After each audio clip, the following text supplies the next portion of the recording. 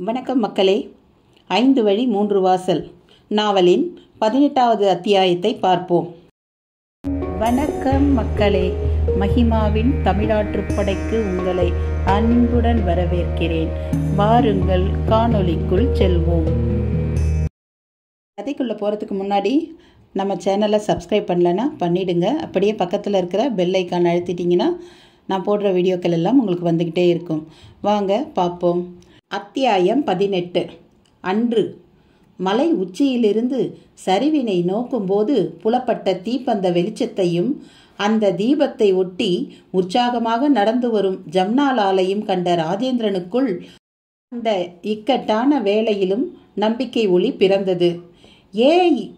ஜம்னாலாலை பார்த்து உரக்க கத்தத் தொடங்கினான் ராஜேந்திரன். குரல் ஒலி ஜம்னாலாலை மட்டுமல்லாது சுற்றி வளைத்து ஏறும் படை வீரர்களின் காதுகளிலும் விழுந்தது. தடுமாறும் அவர்கள் சாமர்த்தியமாக சத்தம் வந்த திக்கை வளைக்கத் தொடங்கினார்கள். புறவிகளின் குளம்புகளில் மலைத்தாவரங்கள் வதங்கி சிதைந்தன. மூச்சு முட்டும் ஒரு செங்குத்து பயணம் அவற்றுக்கு. ஜம்னாலால் காதிலும் சத்தம் தேய்ந்து போய் விழுந்தது. அந்த மலைப்பளிங்கனும் அதனை உணர்ந்து கொண்டான். யாரோ மலை உச்சியில் அபய குரல் எழுப்புவது போல் தெரிகிறதே. ஜம்னாலால் கேட்க, அப்படித்தான் நான் நினைக்கிறேன் என்றான் பளிங்கன். விரைவாக மேலே ஏறு, நான் சற்று முன் செல்கிறேன். ஜம்னாலால் ஒரு சிறு குழந்தை போல தாவி தாவி ஏறத் தொடங்கினார். கைவசம் கைவிடாத அந்த சந்தன பெட்டி. ஐயா, அந்த பெட்டியை தந்துட்டு போங்க. இதை எதுக்கு சுமந்து கொண்டு? பளிங்கன் கேட்டான். இது என் உயிர். உயிரை உடல் தானே சுமந்தாக வேண்டும். சாமர்த்தியமான அந்த பதில் அந்த பளிங்கனை ஆச்சரியப்படுத்தியது. இதற்குள் ராஜேந்திரனை ஒரு படைவீரன் பார்த்துவிட்டு ஆக்ரோஷமாக அவனை நோக்கி புறவியில் வரத் தொடங்கினான். அவன் கைவசம் கூரிய கத்தி முனை துப்பாக்கி. ராஜேந்திரன் அதை பார்த்துவிட்டு ஒரு மரத்தின் பின்னே பதுங்கி தப்பித்தான். இம்முறை மார்புக்கே குறிவைத்தபடி அந்த புறவியை திருப்பினான். திமுதிமுத்த நடை போட்டு ஆக்ரோஷ சீரலை காட்டியது அந்த ஜாதி புறவி. அந்த வீரன் முகத்திலோ கொடூரமான வெறியின் வியாபிப்பு. திடுமென்று புறவியின் கால்களை யாரோ இடறியது போல் தெரிந்தது. புறவி தலைக்குப்புற கீழே விழுந்தது. இத்தனைக்கும் காரணம் ஒரு மூங்கில் கழியோடு ஜம்னாலால். அந்த அந்தி சந்தி வேளையில் எங்கும் மந்தமான மஞ்சள் வெளிச்சம், அதையும் விழுங்க காத்திருக்கும் இரவின் கருமையும் மெல்ல புலப்படத் தொடங்கியது. ஏய், யார் நீ? கீழே விழுந்த படைவீரன் வேகமாக எழுந்து நின்று துப்பாக்கியை தொட பார்த்தபோது வலக்கை செயலிழந்து போகும் வண்ணம் தோள்பட்டையில் ஒரு சின்ன தாக்குதலை நிகழ்த்தினார் ஜம்னாலால். அவன் மீண்டும் கீழே விழுந்து ஊளையிடத் தொடங்கினான். கையின் செயல்பாட்டை இழந்திருந்தான் அவன். கையை ஊன்றி எழுந்து நிற்கக்கூட முடியாத நிலையில் விசும்ப ஆரம்பித்தான். ராஜேந்திரன் ஓடி வந்து துப்பாக்கியை எடுத்துக்கொண்டான். அந்த வீரன் மார்புக்கு நேரே நீட்டியவன் என்ன நினைத்தானோ அப்படியே திரும்பி ஜம்னாலாலை பார்த்தான். வர்மக்கலையில் தேர்ந்த மனிதர்களுக்கு மட்டுமே அதுபோல அடிக்க தெரியும் என்பது ராஜேந்திரனுக்கு தெரியும். வர்மக்கலையோ மிக நுணுக்கமான தேகாபியாச பயிற்சி என்றால் இந்த மனிதர் அந்த பயிற்சியில் கரை கண்டவரோ? துப்பாக்கியை கீழே வைத்துவிட்டு கைகளை கூப்பி வணங்கினான். சமயத்துக்கு வந்து எங்களை காப்பாற்றினீர்கள். பார்க்க முதுமையாக தெரிந்தாலும் அபார வலிமை உள்ளவராக காணப்படுகிறீர்கள். இந்த திருமலை காளியே உங்களை அனுப்பி வைத்ததாக கருதுகிறேன். ஜம்னாலால் முகத்தில் மந்தகாச புன்னகை.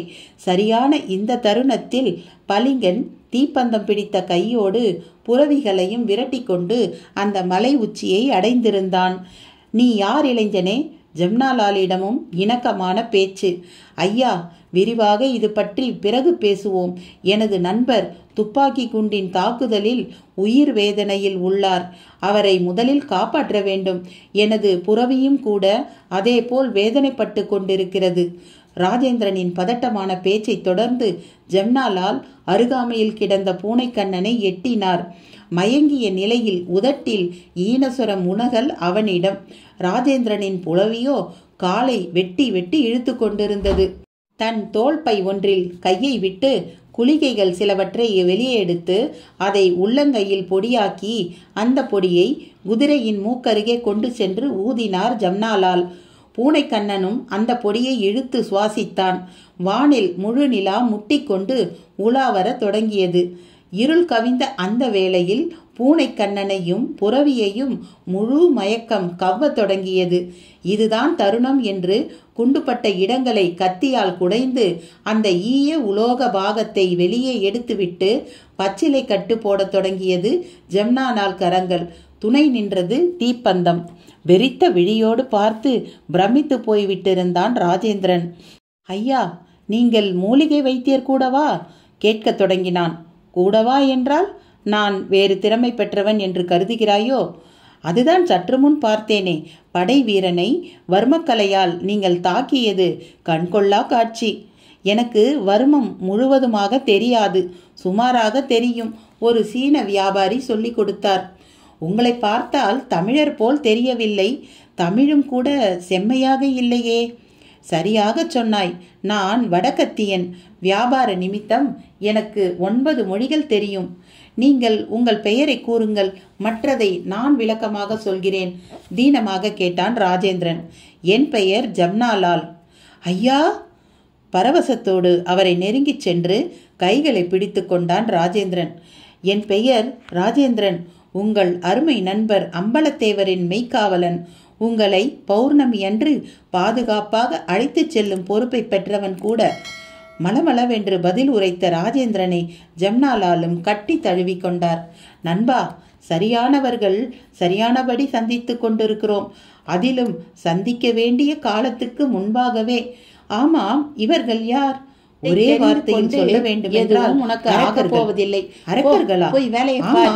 எனக்கு இங்கே பசி காதை அடைத்துக் கொள்ள வரும் என்றான் சலிப்புடன் படை வீரர்கள். அவன் படையின் ஆழம் அறிய போன எங்களை உயிரோடு விட்டுவிடக்கூடாது என்று தொடர்ந்து வந்தவர்கள். நீங்கள் போன காரியம் ஜெயம்தானே? நானே விரும்பினாலும் தோல்வி என்னை தொடுவதில்லை. உதாரணத்துக்கு இப்போது உங்களை நான் சந்தித்து உதவி பெற்றதை கூட சொல்லலாம். நல்லவர்களுக்கு நல்லதே நடக்கும், தெரியாதா உனக்கு? இன்று தலை தெறிக்க ராபர்ட் ஓடுவதை பார்த்து விட்ட பாஸ்கர் தானும் ஓடத் தொடங்கினான். அவன் கால்களில் ஒலிம்பிக் ஓட்டப்பந்தய வீரனின் வேகம் தானாக வந்து சேர்ந்தது. இடையிட்ட மண்மேடுகளும் குறுக்கிட்ட வேலிக்காத்தான்களும் அவனது ஷூவின் துவம்சிப்பில் ஐயோ என்று அலறின. ராபர்ட்டும் பார்த்து விட்டான். இது ஏதடா புது திருப்பம் என்ற மனக்கேள்வியுடன் வேகத்தை கூட்ட பார்த்தான். கடலை வயல் பரப்பு ஒன்று வா வா என்றது.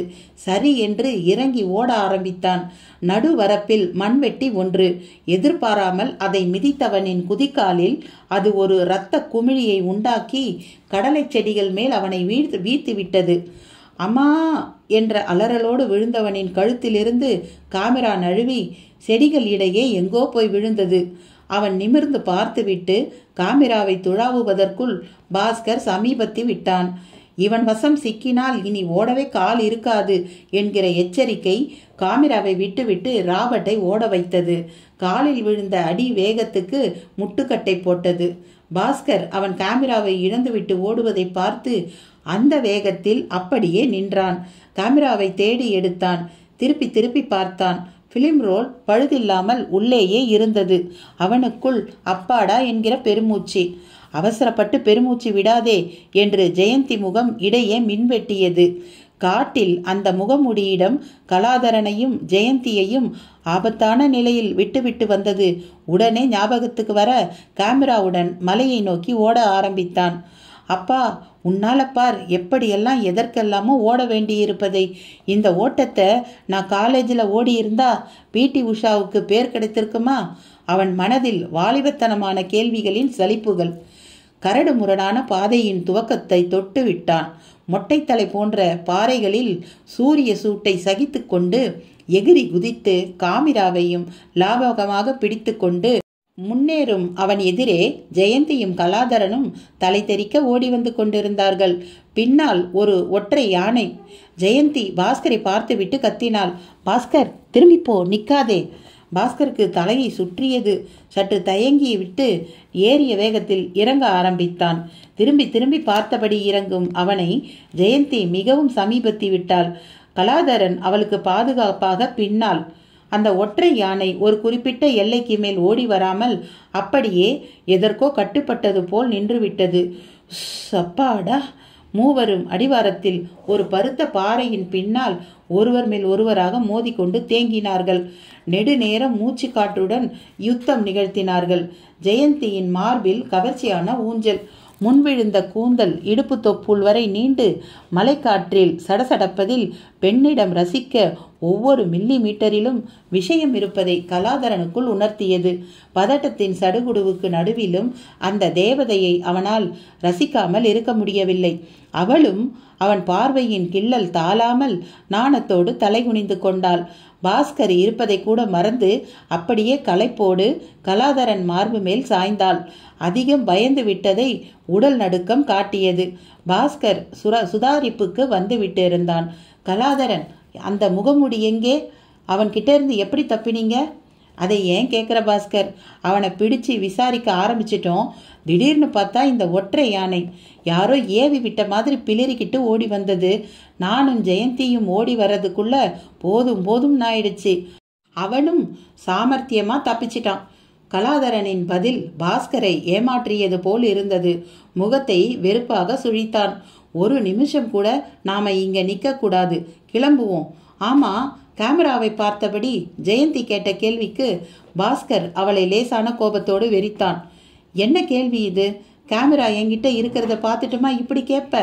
நல்ல வேலை உன் தம்பி ஒரு அத்லட்டா இருந்ததால கேமரா தப்பிச்சுது, இல்லைன்னா அவன் கொண்டு போயிருப்பான்.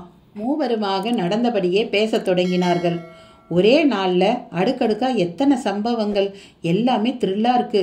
கலாதரனின் கையை உரிமையோடு பிடித்தபடி நடக்கும் ஜெயந்தியின் கருத்து கலாதரனுக்கு ஏற்ற மாதிரி இருந்தது. என் வேலையில கூட நான் இவ்வளவு பரபரப்பை சந்திச்சதில்லை. அவன் பேசியபடி வேகமாக நடந்தான். யானை வந்து காரியத்தை கெடுத்துடுச்சு. அந்த முகமுடிய 2ல் 1 பார்க்கலான்னு நினைச்சிருந்தேன் என்றான். யானை இயற்கையா வந்த மாதிரி தெரியல. யாரோ அந்த முகமுடியை தப்பிக்க விடணும்னே ஏவி விட்ட மாதிரி தான் இருந்துச்சு. எனக்கும் அப்படித்தான் படுது. நான் இங்க சார்ஜ் எடுத்துக்கிட்டப்பவே என் மேலதிகாரிகள் ரொம்ப எச்சரிக்கை செஞ்சாங்க. இப்ப அடிஷ்னலா இந்த வைரப்பெட்டி சம்பந்தப்பட்ட விஷயம் வேற. கலாதரன் வைரப்பெட்டி இருக்கிறத நீங்களும் நம்புறீங்களா? நம்புறதுக்கு சாத்தியங்கள் நிறைய இருக்கு. உங்க அப்பாவை காப்பாத்த நான் மரண பள்ளத்துல இறங்கினப்போ சில விஷயங்களை பார்த்தேன். அதெல்லாம் இந்த கேமராவுக்குள்ள இருக்கும்னு நம்புறேன். எனக்கும் அப்படித்தான் படுது. இல்லைனா எதுக்கு அந்த முகமுடி கோஷ்டி கேமராவுக்கு இந்த பாடுபடணும்? பாஸ்கர், நீ வீட்டுக்கு போன உடனேயே செங்கோட்டை போய் இதை பிரிண்ட் போட்டு வர என்ன? நிச்சயமா இந்த விஷயத்தை 2ல் 1 பார்த்துடணுங்கிற வெறி எனக்கு ஏற்பட்டாச்சு கலாதரன். அப்ப மெட்ராஸ் போற விஷயம் இப்போதைக்கு இல்லை. அப்பாவோட ஆசையை நாம நிறைவேற்றுவோம். அவருக்கு கிடைக்க முடியாத புகழை நாம வாங்கி கொடுத்து அவரது ஆத்மாவை சந்தோஷப்படுத்துவோம். ஜெயந்தி, நீ என்ன சொல்ற? ஜெயந்தி அரைகுறையாக தலையை அசைத்தாள். அதில் திரும்பவும் தந்தையை இழந்த சோகம். நடந்ததை விடு, நடப்பதை பற்றி இனி நினைப்போம். அப்பா எப்படி இறந்தார், ஏன், எதனால் இறந்தாருங்கிற கேள்விக்கு நம்ம செயலால் பதில் சொல்வோம் ஜெயந்தி. வாஸ்தவம்தான் கலாதரன். ஆனால் ஒரு டெட்பாடியோட அந்த வீட்டில் தனியாக இருக்கிறத தான் என்னால் நினச்சி கூட பார்க்க முடியலை என்று மெலிதாக விசும்பினாள்.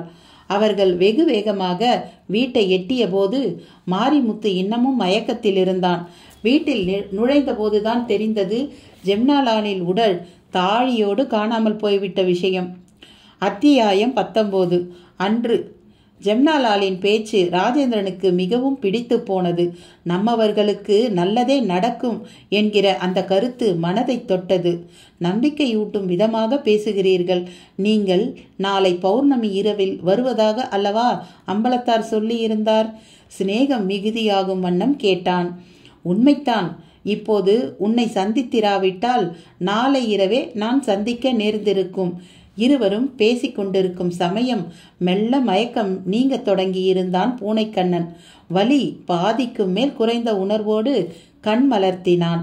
இருளின் ஊடே தீப்பந்த ஜொலிப்புக்கு நடுவே ராஜேந்திரனையும் ஜெம்னாலாலையும் கண்டு எழுந்து அமர்ந்தான். புறவியிடம் கூட மயக்கம் தெளிந்த நிலை. நண்பா, அவன் விழிப்பை தொடர்ந்து இருவரும் அவனை நெருங்கினர். எப்படி இருக்கிறது உபாதை? பரவாயில்லை என்பது போல் தலையாட்டிவிட்டு ஜம்னாலாலை பார்த்தான் பூனைக்கண்ணன். நமக்கு நண்பர்தான் பூனைக்கண்ணா, உனக்கு மறுபிறவி தந்தவர். உனக்கு மட்டுமல்ல, என் புறவிக்கும் மூலிகை வைத்தியர். இங்கே எப்படி நீங்கள்? எல்லாம் தெய்வ சித்தம். நல்லது நண்பா, நாம் உடனடியாக இங்கிருந்து சென்றாக வேண்டும். நாம் படைபலம் குறித்த செய்தியோடு உடன் நெல் கட்டும் செவல் விரைந்தாக வேண்டும். இந்த யூசுப் கான் இப்போது மாற்று திட்டத்தில் இறங்கியிருப்பான். அந்த யூசுப் கான் இந்த மலை பிராந்தியத்தில் எங்காவது விழுந்து கிடப்பான். அவனை பற்றி கவலைப்படாதே. முட்டாள், அவன் வலிமை உனக்கு தெரியாது. அடிக்க அடிக்க வேகமாய் எழும் பந்தை போன்றவன் அவன். இப்போது அவன் கோபத்தில் குதித்து கொண்டிருப்பான். 100 குண்டு தாக்கினாலும் மன உறுதியால் உயிரை இழுத்து பிடித்து வைத்து கொள்ளும் வல்லவன் அவன். நாம் கால தாமதமின்றி கிளம்பியாக வேண்டும். இந்த இரவில் எங்கு செல்ல? இரவோ பகலோ எதுவும் தடை போடக்கூடாது நமக்கு. நடப்போம். அவசியப்பட்டால் இதோ 3 புறவிகள், அதில் ஏறி பயணிப்போம். நாம் இங்கு தங்கினால் தொலைந்தோம். சரியாக கணக்கிட்டு அந்த யூசுப் கான் காலை நம்மை வந்து வளைத்து விடுவான். தைரியமாக கிளம்புவோம். நிலவு வழிகாட்டட்டும். அவ்வாறே செயல்படத் தொடங்கினர். பரிச்சயம் மிகுந்த மலையில் ராஜேந்திரன் முன்னோக்கி நடக்க, பின்னே நடுநாயகமாக ஜம்னாலால், அதற்கு பின்னே பூனைக்கண்ணன், அவனுக்கும் பின்னே அந்த பளிங்கன். ஜம்னாலாலுக்கு இருவரின் துடிப்பும் மிக பிடித்து போயிருந்தது. ராஜேந்திரன் வெள்ளையர் ஆதிக்கத்தையும் வெறியையும் விவரித்தபடி வந்தான். அவனுக்கு இருக்கும் தாய்நாட்டு பற்று ஜம்னாலாலை உணர்ச்சி வசப்பட வைத்தது. எங்கிருந்தோ வந்தவர்களுக்காக எவ்வளவெல்லாம் சிரமப்பட வேண்டியிருக்கிறது பார்த்தீர்களா என்று கேள்வி கேட்டு முடித்தான் ராஜேந்திரன். உலகம் தோன்றிய நாள் முதல் இப்படிப்பட்ட போராட்டங்கள் இல்லாத காலகட்டமே இல்லை நண்பா. இந்த போராட்டங்கள் ஒரு கோணத்தில் சுவையானவை. நமது உணர்வுகளுக்கு சோதனையே இந்த போராட்டங்கள் தான். ஒரு கோணத்தில் இவை இயற்கை நமக்கு வைக்கும் தேர்வுகள். இதில் நாம் தேறினால்தான் இந்த மண்ணில் வாழ தகுதி படைத்தவர்கள் ஆவோம். எப்படி? பூஜ்ய ராஜ்யத்திலேயே நமது மண் புனித மண்ணப்பா. தட்ப வெப்பத்திலும் நிலவளத்திலும் கனிவளத்திலும் ஒப்பாரில்லாத பூமி இது. பாலையும் இங்கு உண்டு, பனியும் இங்கு உண்டு. மூலிகை என்னும் தேவப்பயிர் இங்கு மட்டும்தான் உண்டு. வெள்ளையன் இது தெரியாதவன் அல்ல. நம்மை விட நம் அருமை அவனுக்குத்தான் அதிகம் தெரிந்திருக்கிறது. ஜம்னாலாலின் சிந்தனை ததும்பும் பேச்சு பூனைக்கண்ணனை நெகிழ்த்தியது. எங்கள் புலித்தேவரும் இதையே தான் சொல்வார். மகத்தானவர்கள் நாம், ஆமா பிறருக்கு அடிபணிவது என்று கேட்பார். நடக்கும்போது அவர்களுக்குள் நாட்டின் நிமித்தம் பரஸ்பர கருத்துக்களின் பகிர்வுகள். தேவரின் நெடுநாளைய ஆசை நிறைவேறிவிட்டது. இனி எதிரிகளால் ஒன்றும் செய்ய முடியாது. வெற்றிக்கு துணை செய்யும் தசகண்ட வைரம் என்னிடம் உள்ளது. இதோ அதன் ஒரு துண்டு. கைவிரலில் மின்னும் அந்த நில ஒளியில் நீட்டினார் ஜம்னாலால். கைவிரல் மேல் ஒரு நீலச் சுடர் ஒளி போல் ஜொலித்தது அந்த வைரம். ஒரு வைரத்துக்கு அத்தனை சக்தியா? ஒரு வைரத்தின் உருவாக்கத்தில் இயற்கையின் சூட்சுமம் மிக அதிகம். உண்மையிலேயே 1000 காலத்து பயிர் இதுதான். இது வெளிப்படுத்தும் கதிர் அண்ட கோசங்களை பிளக்கக்கூடியது. அதிலும் இதில் தீட்டப்படும் பட்டைகளுக்கு ஏற்ப அந்த கதிர்வீச்சின் அளவு கூடும் குறையும். நண்பனே, உன் உயிரை கூட சில கதிர்வீச்சுகள் தான் ஆளுகின்றன. உன் உடலில் இருந்து கூட ஏகமாய் கதிர்கள் வெளிப்பட்டு கொண்டிருக்கின்றன. ஊனக்கண்ணுக்கு இது தெரியாது. வைரக்கதிரும் உன் உடல் கதிரும் நட்பு கொண்டால் உன் எண்ணத்தில் எழுச்சி ஏற்பட்டு மேன்மை ஏற்படும். பகை கொண்டால் நீ என்ன நினைத்தாலும் நல்லதையே உன்னால் நினைக்கவே முடியாது. அவர்கள் இருவரின் பேச்சையும் கூர்ந்து கவனித்தபடியே வந்தான் பூனைக்கண்ணன். நில ஒளியை நீவி வரும் மலைக்காற்று அவர்களுக்கு தனி சுகமாக இருந்தது. பாதையோ எல்லையின்றி நீண்டு கிடந்தது. ஓரிடத்தில் நாகங்கள் 2 புணரல். ஜம்னாலால் அதை ரசிக்காமல் அவர்களையும் ரசிக்க விடாமல் வழி நடத்தினார். ஏன் அதை நீங்கள் பார்க்கவில்லை? உயிரின் நடனத்தை யாரும் பார்க்க கூடாது தம்பி. நடன முடிவில் புத்துயிர் ஒன்று கருக்கொள்ளும். அது திருஷ்டியின்றி கர்ப்பத்தில் தங்கி இன்றைய நட்சத்திர நாயகர்களின் கதிர்வீச்சினை கிரகித்து அதன்படி வளர்ந்து உரிய வேளையில் அது முழு வடிவில் வெளிப்படும். இது சிருஷ்டி ரகசியம். நாம் பார்ப்பதன் மூலம் திருஷ்டி ஏற்படும். உயிர் நடனம் தடைபடவும் கூடும். உங்களை வியாபாரியாக வைத்தியராக மட்டுமே கருத முடியாமல் மிகப்பெரிய ஞானவானாகவும் தெரிகிறீர்கள். உங்களை சந்தித்தது எங்கள் பாக்கியம் என்றான் பூனைக்கண்ணன். எல்லாம் ஹரியின் செயல் என்றார் ஜம்னாலால். அவர்கள் அந்த மலைமுகட்டு பாதையில் பேசிக்கொண்ட தருணத்தில் மலை அடிவாரத்தில் தீப்பந்தம் தாங்கிய ஒரு மாபெரும் புரவி கூட்டமும் பின்னால் சாரி சாரியாக வீரர் பட்டாளமும் தென்பட தொடங்கி இருந்தது. நில ஒளி அவர்களை தெளிவாக காட்டியது. குதிரை படையின் நடுவில் தீப்பந்த ஒளியில் சிவப்பு தலப்பாகை சகிதம் வஜ்ர நாராயணனும் தெரிந்தான். ராஜேந்திரனுக்கு புரிந்துவிட்டது. நண்பா, அவர்கள் தென்மேற்கு பாளைய வீரர்கள். புலித்தேவருக்கு உதவத்தான் பன்மொழியூரிலிருந்து வீரர்கள் சென்று கொண்டிருக்கிறார்கள். ஒழிந்தான் வெள்ளையன் என்று வாய்விட்டு ஆஹாஹா என்று சிரித்தபடி கூறினான் ராஜேந்திரன். பூனைக்கண்ணனிடமும் பூரிப்பு. நண்பா, நானும் கூட இவர்களுடன் கலந்து சென்று விடுகிறேன் என்றான். உன் விருப்பம் என்றான் ராஜேந்திரன். நீ எப்போது வருவாய் நண்பா? இவரை தேவர் வசம் ஒப்புவித்த மறுவினாடியே நான் நெல் கட்டும் செவலைத்தான் குறிவைத்து வருவேன். நல்லது, நீ வந்த பின் தான் நான் ரகசியமாக உன் வசம் கூறியதை நாம் செயல்படுத்த வேண்டும். எதிரியை பலவீனப்படுத்தாமல் நாம் ஒன்றும் செய்வதற்கில்லை. மார்பு தழுவிய ஆலிங்கனத்துக்கு பிறகு ஜம்னாலாலின் பாதம் வரை குனிந்து ஆசி பெற்ற கையோடு கிளம்ப எத்தனித்தவனை ஜம்னாலால் தடுத்து நிறுத்தி தைல குப்பி ஒன்றை எடுத்து தந்தார். ஐயா, என்ன இது? போரில் இரத்த காயம் ஏற்பட்டால் இதை தடவு. வலி குறைந்து காயமும் விரைவில் ஆறும். மிக அதிக பட்சத்தில் ஒரு இரவில் 10 அங்குலம் வரை கிழிந்த சதையை கூட இந்த சஞ்சீவி களிம்பு தைலம் இணைத்துவிடும். பூனைக்கண்ணன் நன்றியோடு அதை பெற்றுக்கொண்டான்.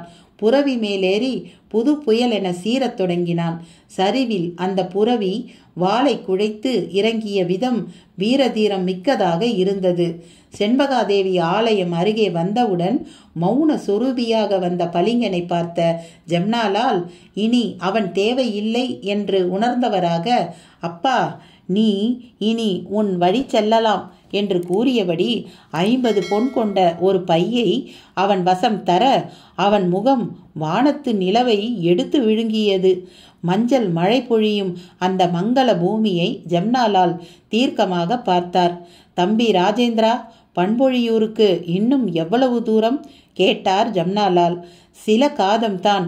சில்வண்டுகள் சத்தம் அடங்கிவிட்டது என்றால் நடுச்சாமம் கடந்து விட்டோம். பட்சி அரவம் கேட்க தொடங்கிவிட்டால் அது முதல் சாமம். மகிழம்பூ வாசம் மிதந்து வர தொடங்கினால் விடிய போவதாக பொருள். நாம் அதற்குள் பண்பொழியூரை அடைந்து விடலாம் என்றான். அப்போது சீறி வந்த விஷக்காட்டாரி ஒன்று ராஜேந்திரனை பின்புஜத்தில் நறுக்கென்று தைத்து நுழைந்தது. அம்மா என்ற அலறலோடு திரும்பின ராஜேந்திரன் பார்வையில் அடுத்த விஷக்காட்டேரி ஜம்னாலாலை நோக்கி பாய்ந்து கொண்டிருந்தது தெரிந்தது. இன்று கலாதரன், அந்த டெட்பாடி இருந்த தாழியை காணோம் அலறினான் பாஸ்கர். கலாதரனுக்கு யாரோ தொடையை திருகினது போல் இருந்தது. அறையை எட்டி பார்த்துவிட்டு வேகமாக திரும்பினான். வாசல் பக்கம் வந்தான். படிமேல் மயக்கமாக கிடக்கும் மாரிமுத்துவின் முகத்தை தொட்டு தூக்கி பார்த்தான். குளோரோஃபார்ம் நெடி சுழிப்போடு நிமிர்ந்தான். வாசலில் நிற்கும் மாருதியின் பக்கத்தில் வேறு ஒரு வாகனம் வந்து உரசி நின்ற மாதிரி கீறல்கள். தரையிலும் டயரின் அச்சு பதிப்பு. யாரோ ஏதோ ஒரு வாகனத்தில் வந்து உடம்பை தாழியோடு கொண்டு போய்விட்டது அவனுக்கு உடனே புரிந்து போனது. காற்று போன பலூன் போல் மனதில் சோர்வு. ஓடி வந்த களைப்பில் தொடையில் ரத்தம் கட்டி கொண்டு வலிக்க அவனுக்கு அனுமதி கேட்டது. ஜெயந்தி நெருங்கி வந்தாள். கலாதரன், எனக்கு பயமாயிருக்கு என்றாள். அவன் வாஞ்சையாக அவள் தோளை தட்டினான். பாஸ்கரனிடம் செய்வதறியாத திகைப்பு. மயங்கி கிடக்கும் மாரிமுத்துவை வெறித்தபடி சோபாவில் சரிந்தான். காசினோவில் பார்க்குற இங்கிலீஷ் சினிமா மாதிரியே இருக்கு என்று முணுமுணுத்தான் பாஸ்கர். மலையில் பார்த்த அந்த முகமுடிக்காரன் குரூப் தான் டெட்பாடியை கடத்தி இருக்க வேண்டும். அதை வச்சு அவங்க ஒன்றும் சாதிக்க முடியாது. ஏன்னா அது என்ன ஏதுன்னு தெரிஞ்சுக்கிறதுக்காக தூக்கிட்டு போயிருப்பாங்கன்னு நினைக்கிறேன். அந்த கோஷ்டியை பிடிச்சா பாடியை நாம் கண்டுபிடிச்சிடலாம். நம்மளை விட பாடியை அவங்க கவனமாகவும் பாதுகாப்பாகவும் பார்த்துப்பாங்க. அதை பற்றின கவலையை விடு. முதல்ல ஃபிலிமை டெவலப் பண்ணி பார்க்கணும். பாஸ்கர் மாருதியின் சாவியோடு வாசலுக்கு ஓடினான். காரை கிளப்பினான். ஒரு முயலைப் போல துள்ளிவிட்டு வேகம் எடுக்க தொடங்கியது அது. அவன் அந்த பக்கம் நகரவும் ஜெயந்தி மிக உரிமையோடு கலாதரனை நெருங்கினாள். கலாதரன், உங்களுக்கு நாங்கள் நிறைய தொந்தரவு தரோமே என்று கனிவாக கேட்டாள். ஒரு கன்னிப்பெண் எது செய்தாலும் இளைஞர்களுக்கு அது தொந்தரவு ஆகாது ஜெயந்தி. கலாதரன் அவள் ஈன சுரத்தில் அழைத்தாள். நிஜமா நீங்க அப்பாவுக்காகத்தான் எங்களுக்கு இவ்வளவு உதவியும் பண்றீங்களா? குழைய கேட்டாள். வெளிப்படையா சொல்லட்டுமா? உனக்காகத்தான். தெரியும். இங்க வந்ததுல எனக்கு அப்பாங்கிற இழப்பு பெரிய நஷ்டம். அதை ஈடுகட்ட நீங்க கிடைச்சது பெரிய லாபம். லாப நஷ்ட கணக்கை இப்பவே போடாத ஜெயந்தி. நமக்கு இனிமே தான் வேலையே அதிகம். வாஸ்தவம்தான். இங்க வந்ததுல இருந்தே பயந்து பயந்து எனக்கு மறத்து போச்சு. வாழ்க்கை ரொம்பவும் திசை மாறி போச்சு கலாதரன். கவலைப்படாதே, அதை அர்த்தமுள்ள மாற்றமா ஆக்கிக்கலாம். புதுசா வில்லன்கள் முளைச்சி வர்றாங்களே, நம்மளால முடியுமா? என் மனசு ரொம்ப நொந்து போயிருக்கு கலாதரன். அப்பா இப்படி நம்மளை ஏமாத்திட்டு போவார்னு நான் எதிர்பார்க்கல. அவள் விம்மிக்கொண்டே அவன் மார்பில் முகம் புதைத்தான். அவன் அவள் பின்கழுத்தில் தன் உதட்டை முதல் தடவையாக ஆறுதலாக பதித்தான். அவளுக்கு இதமாக இருந்தது. கண்ணீர் விழிகளை மெல்ல விரித்தாள்.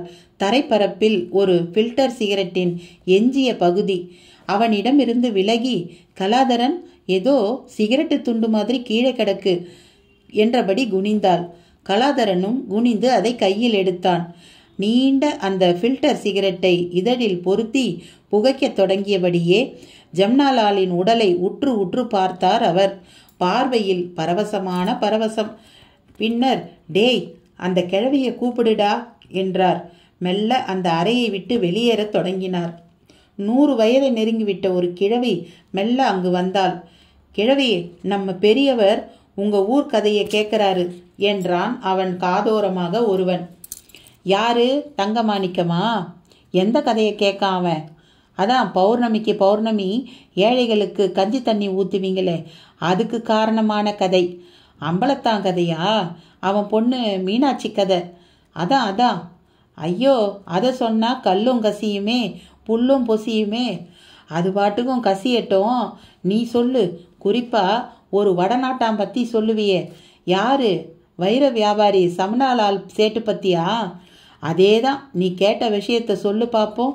அந்த கிழவி பாட்டாலே கதை சொல்ல தொடங்கினார்.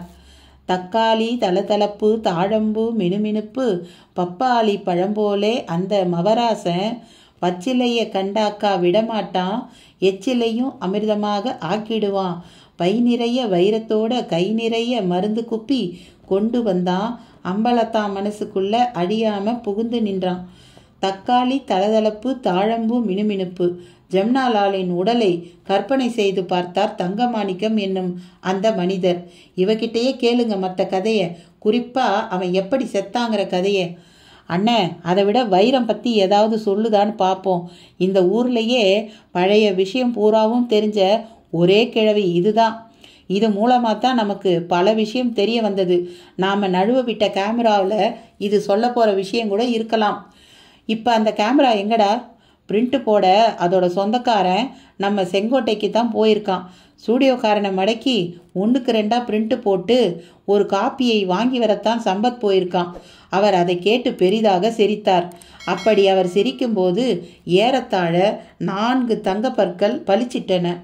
தங்கமாணிக்கம் என்ற பெயருக்கு தோதாக உடம்பில் அணிய முடிந்த இடத்திலெல்லாம் தங்கம். மிகவும் மதர்ப்பான தேகம், நல்ல வாலிப்பு, சலவை மடிப்பு கலையாத பாலிஸ்டர் வேட்டி, மடித்துவிட்ட சந்தனப்பட்டு சட்டை. ஆமா, இந்த தடவை கோட்டை விட்டுட மாட்டீங்களே, ஒழுங்கா பிரிண்ட்டுங்க வந்துடும் தானே? சற்று கடூரமான குரலில் கேட்டார். செங்கோட்டை ஸ்டூடியோ பூராவும் சம்பத்துக்கு பழக்கமா முதலாளி? அவன் எதுக்குள்ளார நுழைஞ்சாலும் டபுள் பிரிண்ட்டு தான். அந்த போட்டோவில் விஷயம் இருக்கிறது நிச்சயமாடா? நிச்சயம்தான் சம்பத் சொல்கிறான். ஆமாம், அதை எடுத்த கிழவன் சேத்துல விழுந்து செத்துட்டான்னு சம்பத் சொன்னதா சொல்கிறீங்களே, அந்த கிழவனை ஏண்டா சாக விட்டீங்க? சாக விடலை முதலாளி, விதி செத்துட்டான். அவனை ஃபாலோ பண்ணியே கூட அந்த வைரங்களை நாம் சுலபமாக தேடி இருக்கலாம். விதி யாரை விட்டது? இங்கேயே இருக்கிற நமக்கு கூட பல விஷயம் தெரியல. எங்கிருந்தோ வந்தவனை பார்த்தீங்களா, எவ்வளவு தூரத்துக்கு போயிட்டான்? இந்த கேள்விக்கு அவர்கள் யாராலும் பதில் சொல்ல முடியவில்லை. இந்த ஊர் தண்ணியை குடிச்சு, இந்த ஊர் காத்த உறிஞ்சி, இந்த மலையாள மலை போல வளர்ந்தவன் நான். ஆனா எனக்கே தெரியாம இந்த மலையில இப்படி ஒரு விஷயமா? சரி சரி, அந்த கிழவிய மேலும் கிண்டுங்க, அவ என்ன சொல்றான்னு பார்ப்போம். சம்பத் கொண்டு வரப்போகிற செய்தி தெரியாமல் உற்சாகமாக அவர்கள் கவனம் இப்போது கிழவி பக்கம் திரும்பியது. அத்தியாயம் 20.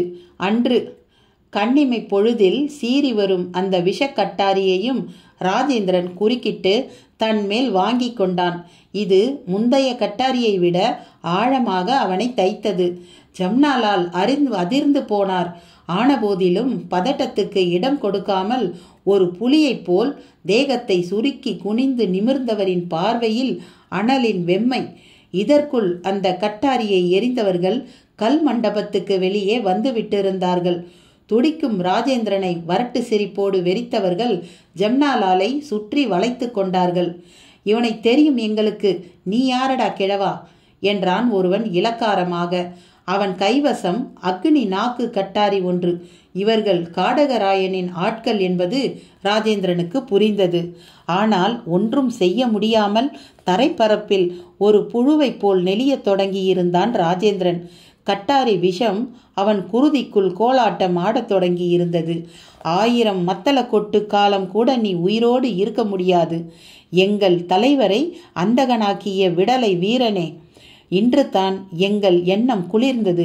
அந்த கிழவனையும் தீர்த்து கட்டுங்கள் என்று ஒருவன் கத்திக்கொண்டே கையை ஓங்கிக் கொண்டு முன் வந்தான். ஜம்னாலால் ஆபத்துக்கு பாவமில்லை என்று தொடுவர்மத்தை தொட்டு சீரத் தொடங்கினார். அவரை குத்த வந்தவர்கள் எல்லாம் நரம்பு பிடிப்போடு வலிப்பு வந்தவர்கள் போல் தரையில் சுருண்டு விழுந்தார்கள். ஒரு மண்டலம் இனி உங்களுக்கு நரக வேதனைத்தான்.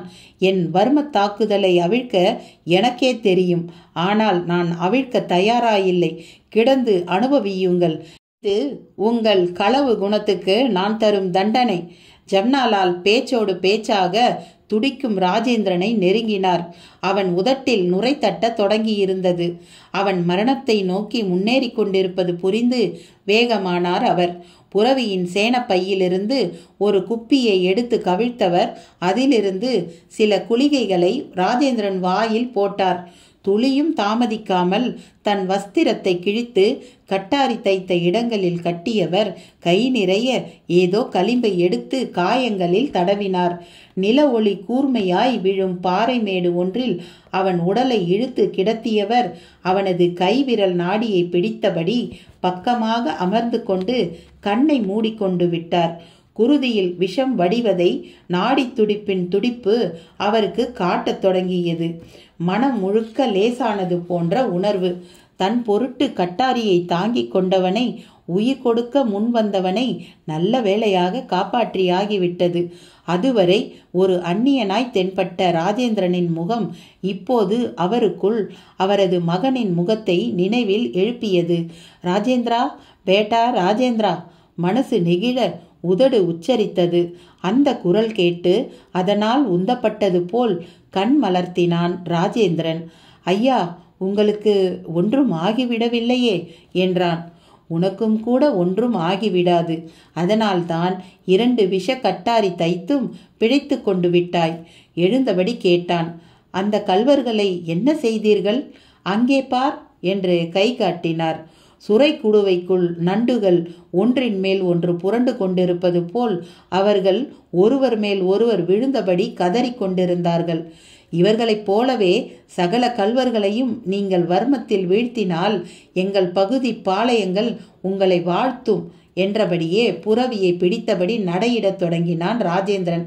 எதற்கும் இந்த தீப்பந்தத்தை எடுத்துக்கொள்கிறேன் என்றவன் செண்பகதேவி கோவிலில் வெளிமண்டபத்தில் தூணுக்கு ஒன்றாய் எரியும் தீப்பந்தத்தில் ஒன்றை உருவி எடுத்து கொண்டான். தீப்பந்தத்தோடு அவன் முன்னால் நடையிட பின்னால் புரவிகள் செல்ல இறுதியாக ஜம்னாலால் நடக்க ஆரம்பித்தார். அதிகாலையை கடந்துவிட்ட மலைக்குருவிகள் கண் விழிக்கும் நேரம்.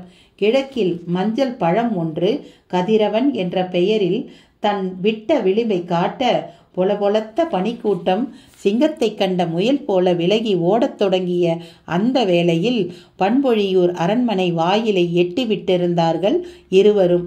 கோட்டை வாயிலில் இருந்த வீரனுக்கு வணக்கம் சொல்லியபடி உள்ளே நுழைந்தான் ராஜேந்திரன். நண்பா, நீ முன் சென்று நமது அம்பலத்தாரின் வடநாட்டு நண்பர் வந்து கொண்டிருப்பதை அவருக்கு தெரிவி. இவர் ஒரு அபூர்வ மனிதர். போ, விரைவாக. அம்பலத்தார் இவரை எதிர்கொண்டழைத்து செல்லுதல் தான் மரியாதை. அதற்காகவே சொல்கிறேன், போ என்றான். அந்த வீரன் மறுமொழி பேசாமல் அரண்மனைக்குள் ஓடினான். ராஜேந்திரன் புறவிகளை கொழுமரத்தில் பூட்டி கொள்ளுப்பையை அவற்றின் நாசியில் கட்டிவிட்டு ஜம்னாலாலுடன் அரண்மனையின் முதல் விதான வாயிலை எட்டிய வேளை துந்துபி ஒன்று எழுச்சியோடு முழங்கியது. அதைத் தொடர்ந்து முரசு அறையப்படும் ஓசை. இத்துடன் கூட சேர்ந்தும் ஒட்டாமல் நின்று தனித்துவத்தோடு சத்தமிட்டது செண்டை. அந்த முழக்கங்கள் நடுவே தைல நீராடி தலைமுடியை காற்றாடவிட்ட நிலையில் திறந்த மார்பில் பட்டு துண்டை மூடி தரித்தவராய் கச்சம் தழைய அம்பலத்தேவர் பூர்ண கும்பம் சகிதம் வந்து கொண்டிருந்தார். ஜம்னாலாலுக்கு அதை பார்க்க வியப்பு. தேவருக்கு பின்னே சகதர்மினி செண்பகம், அருமை திருமகள் மீனாட்சி மற்றும் நாராயண பிள்ளை, கணக்காயர் என்று மாட்சிமை கூட்டமே திரண்டிருந்தது. நெருங்கிவிட்ட தேவர் ஜம்னாலாலை ஆற தழுவி வரவேற்றார். அதிசயமாக பார்த்தார். வரவேண்டும் அருமை நண்பரே, வரவேண்டும். பரஸ்பர நல விசாரிப்புக்கு உதடு சென்றது.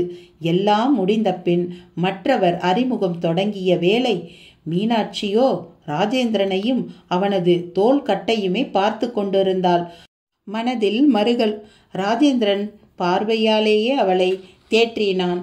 அம்பலத்தாருக்கு மட்டுமல்ல, ஜம்னாலாலுக்கும் புரிந்து போனது.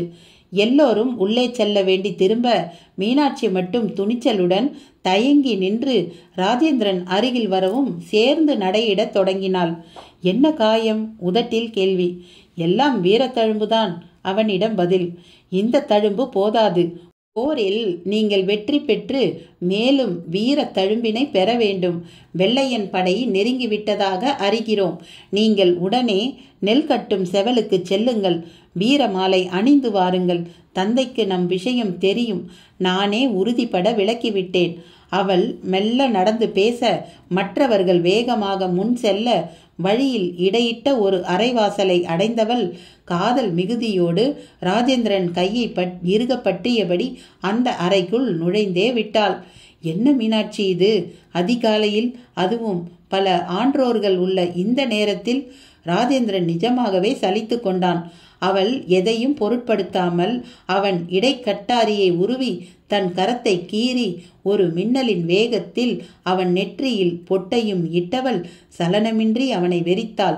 கண்ணீரே அறியாத அவள் கண்களில் முதலாய் கண்ணீரின் வியாபிப்பு. ராஜேந்திரன் துடித்து போனான். மீனாட்சி, என்ன இது? வெற்றி திலகம் அத்தான் என்றான். அத்தானா? ஆமாம், வேறு எப்படி அழைக்க? அழைக்கவோ திலகமிடவோ இந்த பெண்ணுக்கு இதைவிட வாகான தருணம் இனி கிட்டப் போவதில்லை. அதனால் தான் துணிந்து விட்டேன். வெள்ளை பரங்கிகளை பந்தாடி வெற்றி கொடி பிடித்து நீங்கள் பண்பொழியூருக்கு வர வேண்டும்.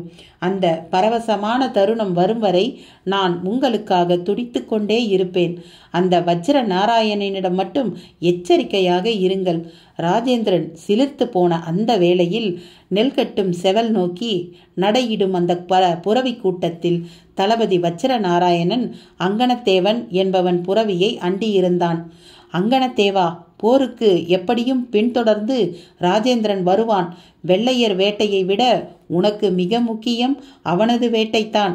மரணம் நம்மால் அவனுக்கு நிகழ வேண்டும். பழி போரின் மேல் விழ வேண்டும். தருணத்தை எந்த காரணம் கொண்டும் நீ கோட்டை விடக்கூடாது. உனக்காக 10,000 பொன்னை நான் மூட்டை கட்டி வைத்திருக்கிறேன். அங்கனத்தேவனிடம் அதற்கு பதிலாக உக்கிர சிரிப்பு. இன்று பாட்டி, இந்த கதைக்கெல்லாம் காரணம் யாரு? ஒருவன் கேட்டான். காடகத்தான். யாரு காடகத்தான்? வழிப்பறி கள்ளந்தான். புலித்தேவராசா போல மகா பெரிய வீரன், ஆனா சண்டிய. புலித்தேவராசாவா? ஆமா கண்ணு, வெள்ளக்காரனுங்களுக்கு தண்ணி காட்டின சூரன்ல புலித்தேவன்.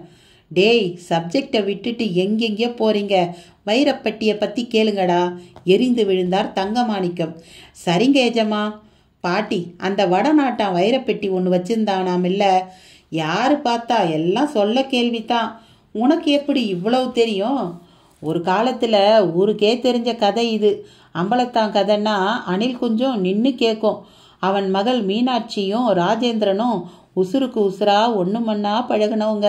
அதுங்களுக்கு நேர்ந்த கதி ஒரு நாய்க்கும் நேரக்கூடாதுப்பா. இந்த மலை மேலே அவங்க மாயமாக மறைஞ்சிட்டாங்க. சோதியா சாமி ஆயிட்டதா பேசிக்கிறாங்க. அவங்க நினைப்பா அம்பலத்தார் அழுத கண்ணும் தொழுத கையுமா பல நாள் இருந்தாராம். பின்னால பல தான தர்மம் பண்ணாரு. இன்னி வரையில அது தொடருது. அதெல்லாம் யாருக்கு வேணும்? அந்த வடநாட்டான் என்ன ஆனா? அவனும் மலை மேலே அவங்க கூட போனதா தான் கேள்வி. அவன்கிட்ட வைரம் இருந்துச்சா? ஆமா ராசா, வைரம்னா வைரம், விலை மதிப்பில்லாத வைரங்க. ஒரு மரப்பெட்டியில் அதை வச்சிருந்தானாம். அந்த பெட்டியை கீழேயே வைக்க மாட்டானாம். அது என்ன ஆச்சு? அவனே என்ன ஆனான்னு தெரியாதப்ப அந்த வைரப்பெட்டி என்ன ஆனா என்ன? இந்த மலை மேலே இருக்கிறதா பேசிக்கிறாங்களே. என் காலத்திலேயே பலர் அதை தேடிட்டு போனதுண்டு. போனவங்க யாரும் உசுரோட திரும்பலை தம்பி. அப்போ மலை மேலே இருக்கிறது நிச்சயம். எனக்கு தெரியாது, ஆனால் ஒன்று தெரியும். அதில் ஒரு வைரத்துக்கு அபூர்வ சக்தி உண்டு. இது மட்டும் உனக்கு ஞாபகம் இருக்கா? என் முப்பாட்டன் அந்த வைரக்கல்லை பார்த்தவருடா தம்பி. அவர் அரண்மனையில் அம்பலத்தாருக்கு காலமுக்கி விட்டவர். நல்ல கை பெரிய வைரம். அந்த வடநாட்டான் அதை அம்பலத்தாருக்கு கொடுத்துட்டான். ஏந்தி பிடிச்சா சூரியனை பிடிச்ச மாதிரி ஜொலிக்குமாம்ல அது. 10 பாளையத்தை ஒத்த தாளில் எழுதி தரேன், வைரத்தை கொடுன்னு வெள்ளக்காரன் கூட அம்பலத்தேவரை கேட்டானாம். அம்பலத்தார் மறுத்துட்டாராம். 10 பாளையம் அதுக்கு ஈடா? அப்படின்னா இப்போ அது கோடி கோடி கோடி ரூபா போகுமே. அதோட மதிப்பை விடு. அது இருக்கிற இடத்துல லட்சுமி கடாச்சம் துள்ளுமடா. கோழையை கூட வீரனாக்கிற வைரம் அது. அது யார் கையில் கிடைக்கணும்னு இருக்கோ அவங்களுக்கு தான் கிடைக்கும்னு சொல்லுவாங்க. கிழவி பேச பேச தங்கமாணிக்கம் என்னும் அந்த நபர் மெய்மறந்து கேட்டுக்கொண்டிருந்தார். ஆஹா, அந்த வைரம் மட்டும் நம் கைவசப்பட்டு விட்டால்? நினைப்பில் குதூகலம் குற்றாலம் கொட்டியது. கிழவியின் கையில் ஒரு 50 ரூபாய் தாளை தந்துவிட்டு திரும்ப அறைக்குள் நுழைந்து ஜம்னாலால் உடலை பார்க்க தொடங்கியது அவர் கண்கள். அதில் ஆசை வெறி. நீதானா அந்த வடநாட்டான்? ஆமா, நீ எப்படியா இந்த ப்ரொஃபஸர் வீட்டுக்கு வந்த? அது இருக்கட்டும், எப்படி உன் உடம்பு இன்னும் கெடாம இருக்கு? எங்கேயா நீ வச்சிருந்த வைரப்பெட்டி? கையை விட்டு கீழே வைக்க மாட்டியாமே? அவர் மனதில் கேள்விகளின் மறியல். சட்டென்று ஒரு பொறி. ஜம்னாலால் உடல் அகப்பட்ட கையோடு அந்த வைரப்பெட்டியும் ராம்நாத் வசம் அகப்பட்டிருக்கலாம் அல்லவா? டேய், வாங்கடா எல்லாரும். அந்த கிழவன் இருந்த உடம்பை மட்டுமா வச்சிருந்தான்? ஏன் இது கூட அந்த வைரப்பெட்டியும் அவருக்கு கிடைச்சிருக்கலாம் இல்ல? சந்தேகத்தை சிந்த விட்டார். முதலாளி, அபத்தம் முதலாளி. கிடைச்சிருந்தா எதுக்கு அந்த கிழவன் மலை மேலே போய் சாகணும்? ஊரை விட்டே கம்பி நீட்டி இருக்கலாம் இல்லையா? அந்த கிழவி சொன்னதை கேட்டீங்களா? அந்த வடநாட்டான் கையை விட்டே இந்த பெட்டியை கீழே இறக்காதுன்னு சொன்னா. தான் கேட்டதை கிழவி சொல்லியிருக்கா. நடுவில் எவ்வளவு பொய்யோ எவ்வளவு மெய்யோ யாருக்கு தெரியும்? வாஸ்தவந்தான். இந்த உடம்பு, அந்த ப்ரொஃபஸர் வருகை, அவர் எடுத்த போட்டோ, இதெல்லாம் தான் நாம் சந்தேகப்பட்டு கதைன்னு நினச்சிட்டு இருந்த விஷயத்துக்கு ஆதாரங்களே. மற்றதெல்லாம் போக போகத்தான் தெரியும். தெரிஞ்சாகணும். மலையில் அங்குல நிலத்தை விடக்கூடாது. தேடுங்க. தேடாமலா இருக்கும்? அந்த மலை என்ன தேடுற மாதிரியான இடமா? பளிங்கனங்களாலேயே போக முடியாத இடமெல்லாம் இருக்கே. ஒருவன் தன் சந்தேகத்தை வார்த்தைப்படுத்திய அதே வினாடியில் வாசலில் ஜீப்பிலிருந்து எகிரி குதித்து பரபரப்பாக உள்ளே நுழைந்தான் சம்பத். சார், சார், அந்த கேமராக்காரன் யமகாதகனா இருக்கான். போட்டோவை நானே பிரிண்ட் போட்டுக்கிறேன், கேட்குற காசை தந்துடுறேன்னா ஸ்டூடியோக்காரன் என்னை பார்த்து வழிஞ்சிட்டு மண்டையாட்டிட்டான். டார்க் ரூமுக்கு உள்ளே போய் இப்போ வேலை கனஜோராக நடந்துட்டுருக்கு. நாம் என்ன பண்ண? அவன் கேள்வி முன் நிமிர்ந்த தங்கமாணிக்கம் தாடையை தடவியபடியே, வடையும் பஜ்ஜியும் இருந்தா சட்டுனியோட வாங்கிட்டு வாங்கடா, தோச்சி தோச்சி தின்னலாம் என்றார் கோபம் கலந்த இடக்காக. யாருக்கும் பேச தைரியம் இல்லை. தவறான சமாதானம் ஏதாவது சொல்லிவிட்டால் டாப்பு எகிறிவிடும் என்பது அவர்களுக்கு தெரிந்த விஷயம்தான். மனிதர் பணத்தால் ஒரு மந்திரியையே சந்தனமாக அரைத்து பூசிக்கொண்டு விட்டவர். 7-8 கொலைகளில் இவரது பின்புலம் தாராளமாக உண்டு. இவரை பற்றிய எந்த விஷயத்துக்கும் நுனியும் கிடையாது, முடிவும் கிடையாது. சட்டென்று தங்க மாணிக்கத்துக்குள் ஒரு மின்வெட்டு. சம்பத்தை தனியே அழைத்தார். இனி உனக்கு ஜோலியே அந்த பசங்களை மலை மேலே ஃபாலோ பண்ணுறது தான்.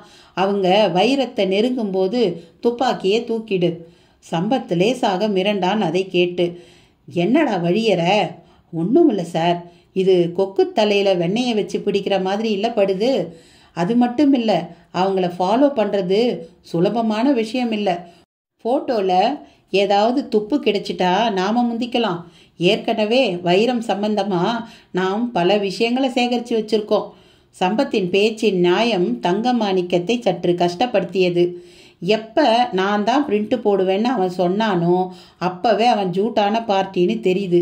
மோவாவை தடவுவதும் யோசிப்பதுமாக நெடு நேரத்தை கடத்தினார். இப்போவே நம்ம ஆளுங்களோட போய் பிரிண்ட்டு போட்டுக்கிட்டு திரும்புகிறவனை மட்டும் 4 போடு போட்டுக்கொண்டு இங்கே கூட்டிக்கிட்டு வந்துடவா? அவசரமாக கேட்டான் சம்பத். கூடாதுடா, தொல்லை தொடரும். ஒரு சின்ன சேதமும் இல்லாமல் அந்த போட்டோ பிரிண்ட்டு என்கிட்ட வந்துடும். நீ காலையில் வா. அவர் பேச்சு அவனுக்கு புரியவே இல்லை. எப்படி இவர் வசம் அது வரும்? மண்டையை போட்டு பீத்து கொண்டு இருந்தான் சம்பத். பின்னர் அரை மனதாக அங்கிருந்து அகன்றான். மாருதியின் முன்பக்க கதவை திறந்த பாஸ்கர் காரை கிளப்பும் முன் கையில் கவருக்குள் இருந்த அந்த போட்டோக்களை எடுத்து வரிசையாக ஒரு பார்வை பார்த்தான். எலும்பு கூடுகள் பல்லிழித்தன. பாறையில் லிங்கக்குறி ஒன்று பளிச்சிட்டது. வில்வ நிழலின் லிங்க பாறைக்கு தெற்கில் ஏறுக்கல் பாறை மேல் ஏறி வந்தால் மீதம் சொல்வேன் என்னும் வாசகத்துடன் ஒரு புகைப்படம் அவன் மண்டையை குடைந்தது. அடுத்த புகைப்படமோ அவனை பிடித்து ஒரு உசுப்பே உசுப்பியது. ஒரு பாறை சுவரில் பத்திரகாளி போல் ஒரு ஓவியம், அந்த காளியின் மேல் ஒரு பெட்டி. அத்தியாயம் 21. அன்று ஆகிருதியான அங்கனத்தேவனின் அந்த உக்கிர சிரிப்பு வஜ்ரநாராயணின் காதில் வெற்றி சிரிப்பாகத்தான் ஒலித்தது. அங்கனா, உன் முயற்சியின் முனைகள் மழுங்கி விடாமல் எச்சரிக்கையாக செயல்படு. ராஜேந்திரனை கொல்லும் முயற்சியில் தோற்று போனால் நீ உயிர் துறப்பது உறுதி. தொடர்ந்து அவனை எச்சரிக்கை செய்த வஜ்ரநாராயணன் பேச்சின் அந்த இறுதி வரிகளில் அங்கனத்தேவனின் முகம் கோபத்தால் கோணிப்போனது. கருத்த அவனது முரட்டு தேகத்தின் நரம்பு புடைப்பில் இரத்தத்தின் முட்டி மோதும் தாக்குதல்கள் வேறு. தளபதியாரே, எதற்கு இந்த கடின எச்சரிக்கை? ராஜேந்திரன் சாதாரண பூச்சி. அவன் பொருட்டு எதற்கு இத்தனை கொடிய வார்த்தைகள்? கோபத்துடன் எதிர்கேள்வி கேட்டான் அங்கனத்தேவன். முட்டாள், மூர்கர்களுக்கு மூளையில் முனைப்பு குறைவு என்பதை நிரூபிக்கிறாய் நீ. ராஜேந்திரன் சாதாரண பூச்சி அல்ல. அசந்தால் அவன் என்னையே விழுங்கி ஏப்பம் விடுபவன். அடுத்து அம்பலத்தாரின் மனக்கணிப்பில் வெகு வேகமாக உயர்ந்து விட்டவன். இந்த போரில் நாம் வெற்றி பெற்றால் அதன் பெருமையில் அவனுக்கும் பங்கு உண்டு. வெறும் பங்கல்ல அது, நமது இளவரசியாரையே மணக்கப் போகும் பங்கு அது. தளபதியின் பேச்சு அங்கனத்தேவனை கொதிக்க விட்டது. ஒரு சாதாரண படை வீரன்? அதற்கு தகுதிகளை பெற்றிராத ஒரு கோச்சி கோட்டியின் குடும்பத்தவனுக்கு இப்படி ஒரு வாய்ப்பா? என்ன செய்ய? மீனாட்சி தேவியார் அவனை தன் மனதில் எழுதி பல நாட்கள் ஆகிவிட்டனவே. நேற்று வந்த இவனுக்கு இப்படி ஒரு அதிர்ஷ்டமா? விடமாட்டேன் தளபதி. காரியத்தை கச்சிதமாக முடி. தவறாக செயல்பட்டு கொலைப்பழியை சுமக்காதே. பழி போரின் மேல் முடிய வேண்டும். கச்சிதமாக முடித்து விடுவேன், கவலையே படாதீர்கள். அப்படி செய்தால்தான் எனக்கும் நிறைவு. போரின் வெற்றியில் என் பங்கு மிகுதியாக இருக்க வேண்டும். அதை காரணம் காட்டி இளவரசியை நானே மணக்க வேண்டும். சங்கரநாராயணர் ஆலயம் அன்று ஏக எழுச்சியுடன் காணப்பட்டது. கோபுர சுருக்கங்களில் ஒளிந்திருக்கும் புறாக்கள் எல்லாம் கூட உணர்ச்சி வசப்பட்ட நிலையில்.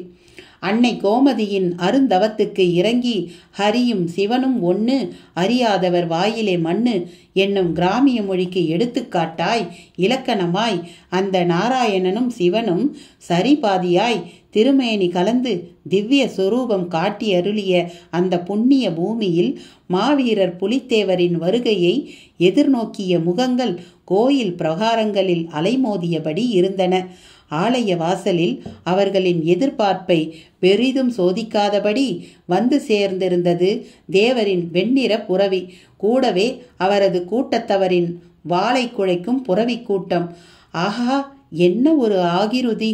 பளபளப்பான கருமுத்து விழிகள், ஞான விலாசம் கூறும் அகன்ற நெற்றியில் திருநீற்றின் சயனம், சிரத்தை வளைத்த செம்பட்டு பாகை, அதில் சமுத்திரமுகத்தின் சீரான கோர்ப்பு, மைதான மார்பு, பாரதத்து பீமனை நினைவுபடுத்தும் பராக்கிரமமான உடல், வெண்பட்டு தார்பாய்ச்சிய இடுப்பில் இறுக்கி நிற்கும் இடைப்புலிக்கச்சு, அதில் வளைக்கட்டாரி, மார்பை நிமிர்த்தி நின்றால் யானை பிளீரிட்டு விட்டு நிற்பது போன்ற பாவனை.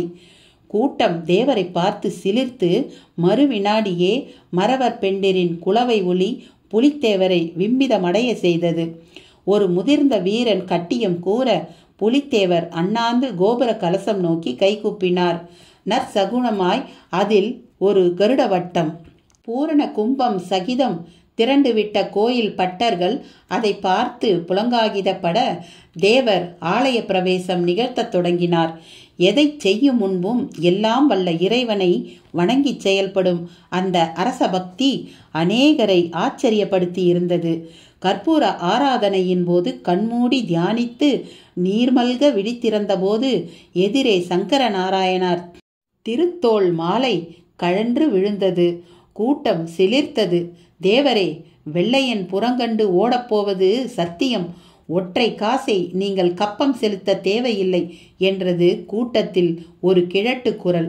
அதில் சந்தேகமே இல்லை என்று அழுத்தமாக ஒரு குரல். குரல் கொடுத்தது வேறு யாருமில்லை, பூனை கண்ணன் தான். கண்ணா! அவனை அங்கே பார்த்துவிட்டு தேவர் சிலிர்ப்போடு அழைத்தார்.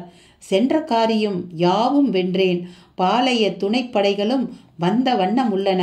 நான் முன் விரட்டி வந்தேன். சந்நிதியில் வெற்றி சங்கல்பம் மேற்கொண்டு திரும்புவோம் தேவர் பிரானே. அவனது உணர்ச்சி வசமான பேச்சை தொடர்ந்து பரிவட்ட மரியாதைகளை பவித்திரமாக தாங்கியபடி தேவர் வெளிக்கிளம்ப ஆயத்தமானார். கோச்சில் உரையாடியபடியே பயணிப்பதுதான் தற்போது மிக நல்லது என்றான் பூனைக்கண்ணன். அதன்படியே கோச்சில் ஏறிக்கொள்ள அந்த திருத்தலம் விட்டு தேவரின் பரிவார கூட்டமும் பின்தொடர, பூனைக்கண்ணா, சீக்கிரம் சொல், வெள்ளையன் படை எதுவரை வந்துள்ளது? தென்காசிக்கு கிழக்கில் ஏக தூரத்தில் உள்ளார்கள். எண்ணி 2000 புரவி வீரர்கள். காலாட்படையோ கணிக்க முடியாத அளவு. 40 பீரங்கிகள் தான் நமக்கு யமனே. டச்சுக்காரர்கள் தான் அதை இயக்குவதில் அசுர சாதகர்களாக இருக்கிறார்கள். நாம் அதை முடக்கினால்தான் வெற்றி பெற முடியும். அதற்கான திட்டமும் உள்ளது. வாஸ்தவத்தில் நான் மீண்டு வந்ததே தெய்வ செயல்தான். தெய்வம் அந்த பண்பொழியூர் ராஜேந்திரன் ரூபத்தில் வந்தது. காடகராயனை வீழ்த்திய அந்த காளையா? அவனே தான் ஒரு தனி படையோடு நமக்கு உதவ வந்து கொண்டிருக்கிறான் தேவர் பிரானே. மலை ஏற்றத்தில் மகா வீரனாக இருக்கிறான். சரி, விஷயத்துக்கு வா. போர் என்று மூளும் அந்த நாளும் நேரமும் தான் எனக்கு முக்கியம். அநேகமாக வரும் ஞாயிறு இரவிலா? ஆம், அதுதான் அவர்கள் திட்டம். முன்னறிவிப்பின்றி கூட பீரங்கிகள் முழங்கி நமது கோட்டை சுவரை பிளக்கலாம். அதை கேட்ட புலித்தேவரின் முகம் சிவந்து போனது. தென்காசியை அவர்கள் தாண்டவிடக்கூடாது என்று கர்ஜித்தார். எட்டயபுரத்தையும் வளைத்து விட்டது வெள்ளையன் படை. அந்த பக்கம் இருந்தும் அவர்கள் வரக்கூடும் என்றான் பூனைக்கண்ணன். ஆழமாக யோசிக்கத் தொடங்கினார் புலித்தேவர். நெடு நேரத்திற்கு பிறகு முகத்தில் பிரகாசம் பந்தலிட்டது. ஒரே நாளில் அந்த வெள்ளையனை கிளிக்கொள்ள வைக்கிறேனா இல்லையா பார் என்றவர் கோச்சு திரைச்சீலையை விளக்கியபடி வெளியே பார்த்து, மருதப்பா என்றார் சீற்றமாக. மருதப்பன் தன் புறவி லகானை இழுத்தபடி அவரை பணிவாக ஏறிட்டான். நான் வேங்கியப்பனையும் தாமிர நாட்டானையும் உடனே பார்த்தாக வேண்டும் கர்ஜித்தார் புலித்தேவர். அதை கேட்டு மற்றவர் முகங்களில் அதிர்ச்சி கலேபரம். மலையை விட்டே கீழே இறங்கக்கூடாது, இறங்கினால் கால்கள் துண்டிக்கப்படும் என்று எச்சரிக்கப்பட்டு தேவரால் துரத்தப்பட்ட கள்ளர்களுக்கு அழைப்பா? மருதப்பன் பதில் பேசாமல் தன் புரவியை அந்த கூட்டத்தை விட்டு பிரித்து வழி நடத்த தொடங்கினான். தேவபிரானே, இது என்ன புதிரான அழைப்பு? பூனைக்கண்ணன் பதட்டத்தோடு கேட்டான். வைரத்தை வைரத்தால் அறுக்கப் போகிறேன் பூனைக்கண்ணா. எந்த துப்பாக்கிகளும் பீரங்கிகளும் வெள்ளையன் பலமோ அதை நாம் தட்டி பறிக்க வேண்டும். தோளும் தோளும் மோதும் போர்களையும் வாளும் வேலும் சுழலும் போர்களையுமே பார்த்தவர்கள் நாம். அதன்படி வெள்ளையன் வந்தால் விழுங்கி விடுவோம். இன்று நவீன ஆயுதம் தாங்கி வருகிறான் அவன்.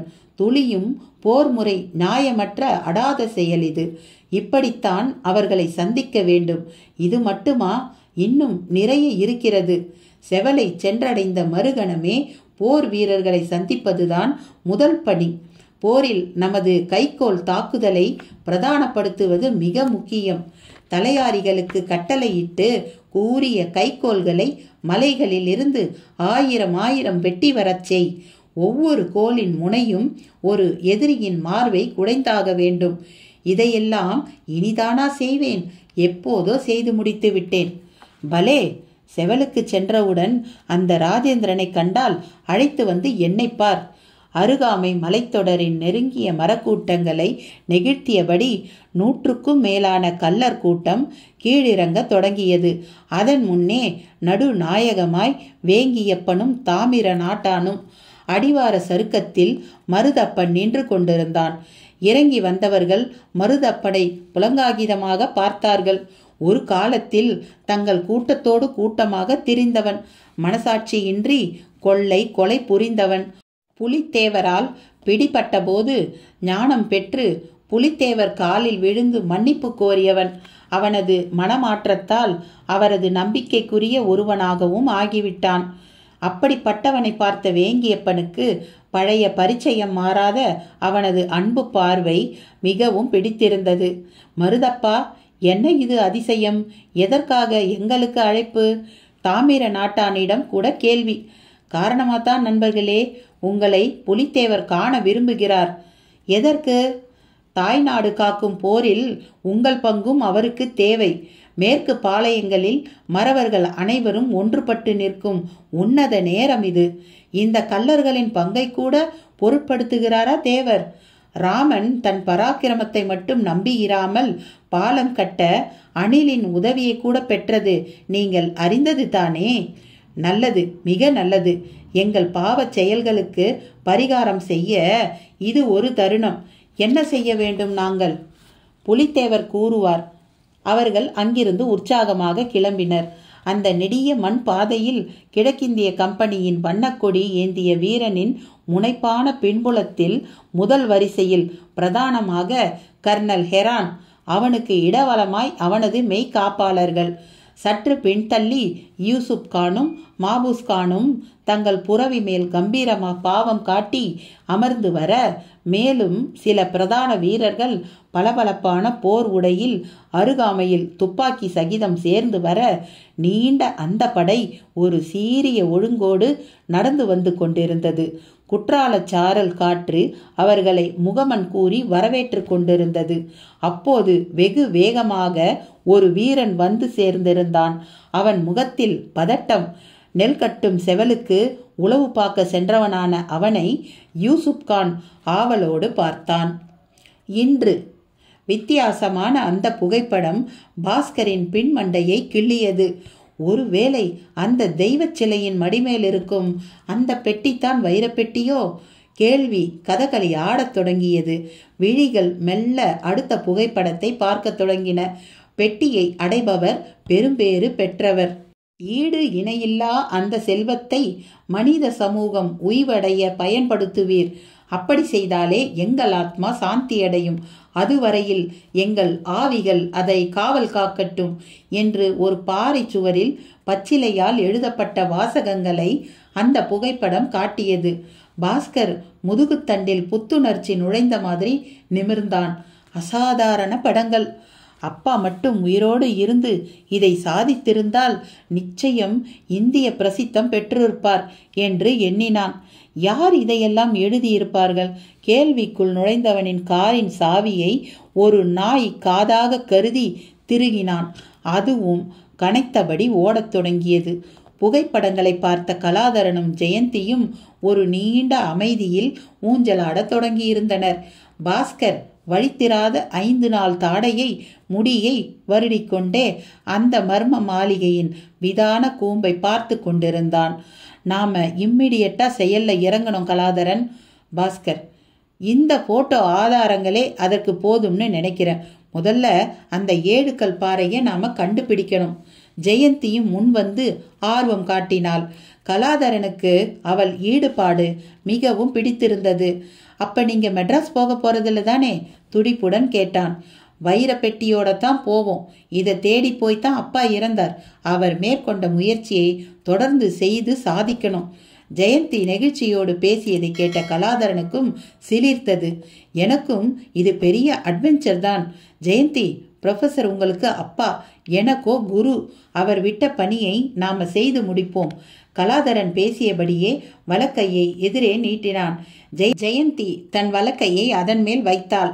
கலாதரனின் அடிவயிற்றில் பனிப்பந்து ஒன்று தொப்பென்று விழுந்த மாதிரி இருந்தது.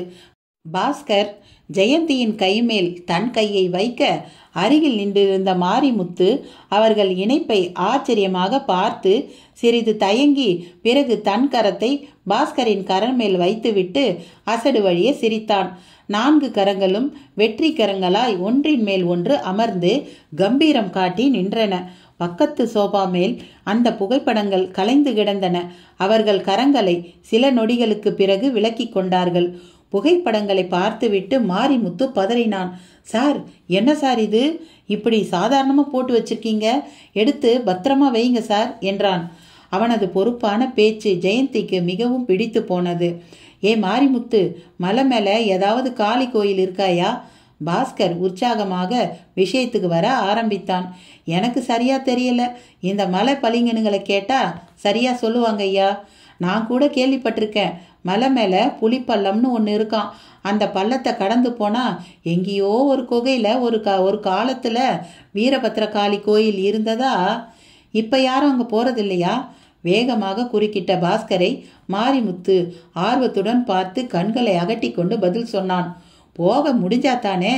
ஏன் போக முடியல? பாதை கிடையாது. மிருகங்களோட தொந்தரவுன்னு ஏகப்பட்ட காரணம். அதனால் அங்கே போக வேண்டிய அவசியம் மற்றவங்களுக்கு இல்லாமல் போயிடுச்சு. ஆனால் இப்போ எப்படியாவது நாம் போகணும். பளிங்கனுங்க துணை இல்லாமல் நாம் போக முடியாது சார். அது என்ன சின்ன மலையா? விஷமுள்ளு குத்தினா காலை தூக்க 1 வாரம் ஆயிடும். முதல்ல 7 கல் பாறையை தேடுவோம். அங்கே போனாதானே மற்ற விஷயம் தெரியும். ஃபோட்டோ குறிப்பும் அதை தான் சொல்லுது. வாஸ்தவம்தான் கலாதரன். ஆனால் இந்த வீட்டை இனியும் பாதுகாப்பு இல்லாமல் போட்டுட்டு போக பயமாக இருக்கே.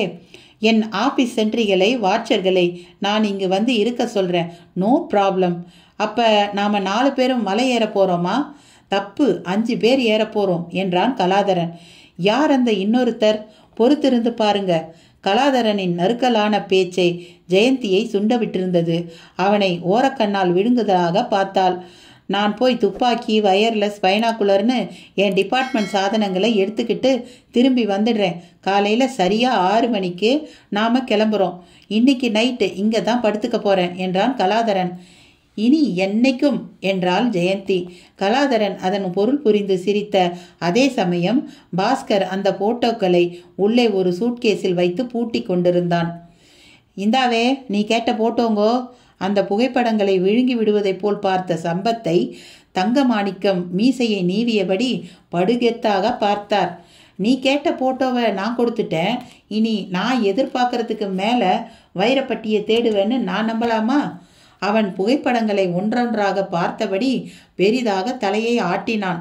நிச்சயமா வந்தா வைரப்பெட்டியோட தான் வருவேன் சார் என்றான் தினவோடு. எதிரி ஒன்றும் இளிச்சவாயன் கிடையாது. அதையும் ஞாபகத்தில் வச்சுக்கோ. அவங்கள கொஞ்சம் கூட முன்னேற விட மாட்டோம். மலையில் திரும்பின பக்கம்லாம் நம்ம ஆட்கள் தானே. சரி, அப்போ நீ உடனே கிளம்பு. ஏன்னா அவங்க கிளம்பிட்டாங்க.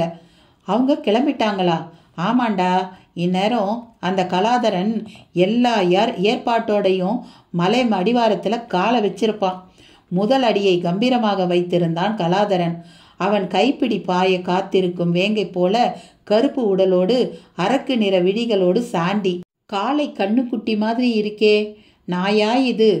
ஆச்சரியத்துடன் வாய் பிளந்து விட்டிருந்த ஜெயந்தியை அது அடிக்கடி சுற்றி வந்து மோப்பம் பிடித்து கொண்டிருந்தது. நம்ம சாண்டியோட நார்மல் வேகம் 80 கிலோமீட்டர். மோப்ப சக்தியில் நம்பர் 1. ஒருத்தரோட மூச்சு காற்றை வச்சே மோப்பம் முடிச்சிடுவான் என்றபடி கயிற்றை கைவிட்டவன் பிடியிலிருந்து அது அம்பாய் சீறியது. எதிரிலுள்ள மலைப்பாறைகளில் தாவி ஏறியது. சாண்டியத்தான் நீங்க 5வது நபரா சொன்னீங்களா? பாஸ்கரின் கேள்விக்கு நடந்தபடியே சிமிட்டலாக கண்ணடித்தான் கலாதரன். ஜெயந்தி சேலையை சற்று தூக்கி இடுப்பில் சொருகி இருந்தாள். நெகு நெகுவென்ற கால்களில் மரவள்ளி கிழங்கின் வெளுப்பு. அவள் நடக்கும் சமயம் கால்களில் புதிதாக அணிந்திருந்த கொலுசின் சத்தம் புது பெண்ணின் சினுங்களைப் போல காதில் விழுந்து கொண்டிருந்தது. கலாதரனை அது என்னவோ செய்தது. ஜெயந்தி அந்த கொலுசை கழட்டிடேன் என்றான். ஏன்? இந்த சத்தம் என்னை என்னவோ பண்ணுது. சாருக்கு சத்தம் எப்படிப்பட்ட சங்கடமாய் இருக்கிறது எனக்கு தெரியும், கிசுகிசுத்தாள். என்ன தெரியும்? நாம தனியா சந்திக்கும் போது சொல்றேன். இப்ப நடங்க நீங்க என்றாள். எல்லோருக்கும் முன்னே தோலை வளைத்து கட்டிய பெரிய பேக்கை முதுகில் சுமந்தபடி நடந்து கொண்டிருந்தான் மாரிமுத்து. திடுமென்று சாண்டியின் குரைப்பு சத்தம் கேட்டது. தன் தோள் சுமையை இறக்கிவிட்டு சத்தம் வந்த திக்குக்கு ஓடினான் கலாதரன். அது ஒரு மேட்டு பாங்கான இடத்தில் நின்றபடி குறைத்து கொண்டிருந்தது. கீழே ஒரு 100 அடி சரிவில் தலையில் விறகு சுமையோடு ஒரு பெண் நடந்து கொண்டிருந்தாள். ஏய்! அவன் கத்தினான். அவள் கட்டோடு அவனை ஏறிட்டாள். அதைத் தொடர்ந்து திபு திபு என்று சரிவில் இறங்கி அவளை நெருங்கினான். அவள் லேசாக பயந்து போனாள். விறகு கட்டை கீழே போட்டுவிட்டு மருண்ட விழிகளோடு அவனை பார்த்தாள். கலாதரனுக்கு புரிந்து போனது. பயப்படாதே, நான் இந்த மலை ஃபாரஸ்டர். ஆமா, நீ பளிங்க பொண்ணு தானே? உன் பேர் என்ன கேட்டான். செகப்பி. ஆமா, இந்த மலையில 7 கல் பாறை எங்க இருக்கு? அவன் கேள்விக்கு அவள் விக்கித்து, ஐயோ, அது முனுசாமி படுத்து தூங்குற பாறையாச்சே என்றாள். யார் படுத்திருந்தாலும் பரவாயில்லை, எங்க இருக்கு அந்த பாறை? வடக்க போகணும், ரொம்ப தூரத்துல இருக்கு. வேணாம், அந்த பக்கம் போகாதீங்க. நாங்களே 12 வருஷத்துக்கு ஒரு வட்டம்தான் போய் வருவோம். போய் பாறை மேல ஆடு மாடுகளை அவிச்சு வச்சு கும்பிட்டுட்டு வருவோம். ராவுல முனுசாமி வந்து சாப்பிட்டுட்டு போவாரு. சரி, பரவாயில்ல, இடத்த சொல்லு. வடக்க போங்க, 7-8 கல் போக வேண்டி இருக்கும். வழியில ஒரு ஒத்த வாகை மரம் வரும். அங்க இருந்து பார்த்தா கருஞ்சிவப்பா ஒரு பாறை தெரியும். கருஞ்சிவப்பாவா? ஆமா, அந்த பாறை மேல பலி போட்டு ரத்தமெல்லாம் காஞ்சி கருத்து போச்சு. சரி, எதுக்கு அங்க போறீங்க? நேத்தி கடன் கிண்டலாக சொல்லிவிட்டு வேகமாக சரிவின் மேல் ஏறினான். சார், ஏறின பார்ட்டிய செகப்பி உதவியோட வேற பக்கமா துரத்திட்டோம் என்றான் திவாகர் உற்சாகமாக. ரொம்ப சரி, உடனே தெற்கு பக்கமா இருக்கிற 7 கல் பாறைக்கு கிளம்பலாமா என்றான் சம்பத்து. ஒரு நிமிடத்தை கூட நின்று வீணாக்காமல் அவர்கள் கிளம்ப அந்த பளிங்க பெண் செகப்பி வழிகாட்ட அவர்களுக்கு நேர் எதிர்த்திக்கில் கலாதரன் அந்த நிஜமான இடத்தை விட்டு வெகு தூரத்துக்கு நீங்கிவிட்டிருந்தான். முன்னே ஓடிக்கொண்டிருந்தது சாண்டி. ஒரு கட்டத்தில் அது மேற்கொண்டு ஓடாமல் அப்படியே நின்று காது விடைக்க சுற்றுமுற்றும் பார்த்துவிட்டு குறைத்தபடியே திரும்பி வர தொடங்கியது. என்ன மக்களே, கதையோட இந்த பகுதி உங்களுக்கு பிடிச்சிருக்கோன்னு நினைக்கிறேன். இதோட அடுத்த பகுதியை நம்ம அடுத்த காணொளியில் பார்க்கலாம். நன்றி.